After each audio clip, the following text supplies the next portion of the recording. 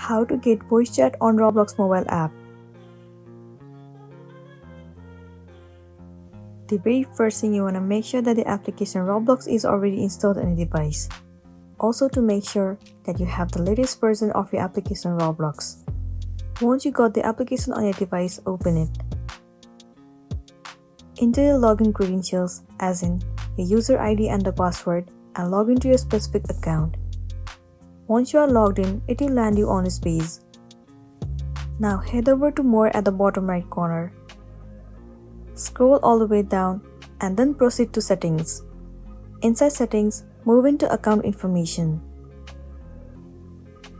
It will land you on this page.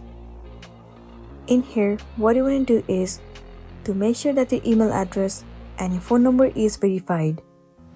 Well, if it is not verified, then the voice chat will not be enabled. So all you want to do is to make sure that your email address and the phone number is verified, and after that, whenever you open any of the game, your voice chat will be automatically enabled and you'll be good to go. So that's it, and this is simply how you can enable voice chat on Roblox app.